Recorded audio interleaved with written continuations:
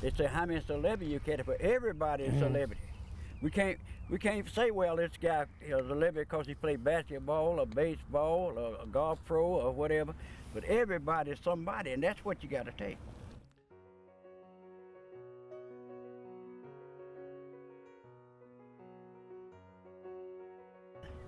I started May the 19th, 1933, and I caddied in the Ryder Cup in 1951. Caddied for Fred Daly from across the water, and we were playing with Ben Hogan and Jimmy DeMerck, and it was 32 degrees, and they was playing in overcoats. Got on the first hole, Ben Hogan said, have a good round. And when he finished, said, have a nice day. He shot 32, 34. And he didn't never say nothing to nobody all the way around the golf, and even except his caddy. He just say, the caddy say, how far it? He'd tell him he'd pull out a club and hit it. And it was the most enjoyable thing that I ever seen for a man. I was 18 years old, and you never can convince a guy he pulled or pushed a putt. Unless I didn't push it, but I that's right. Every time he Push it. I didn't push it. Bad read. But they're gonna always blame the caddy anyway, so he always gets the blame, regardless of whether right or wrong. See, number 2 is one of the greatest golf courses in the world, and what makes it so great is the history. And I don't care what golf course you go to. You can go to Pebble Beach, you can go, I've been to a whole lot of golf courses, but you'll never find a greater golf course than number 2. Where the green is, and if you can't read the greens, you might as well stay in the house.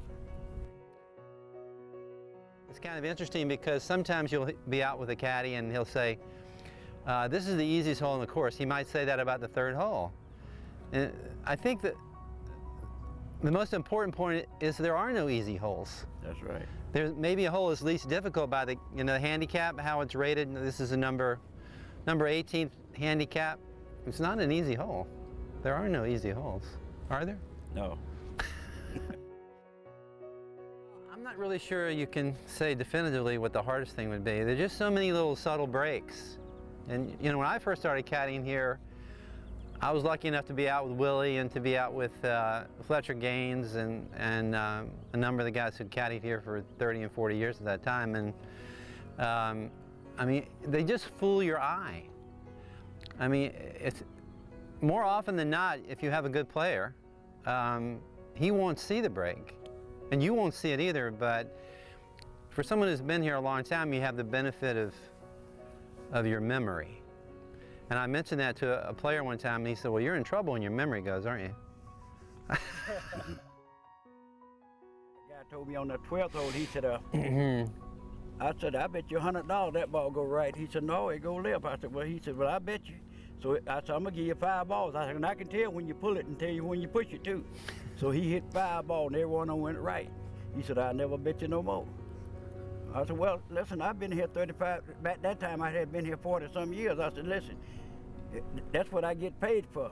I said, I learned this course by experience. My daddy would teach me how, and he taught me all about the grain and everything else. So if you know the grain, and a lot of people say it breaks towards the ocean, but the ocean's a long way from here. You don't know what I mean, you don't understand what I'm saying. And a break toward the water, but there's a whole lot of water. You need to hit the ball to the right side of the green. Even if you're off the right side, you got a better chance to get up and down. But if you hook it left, you in dead city.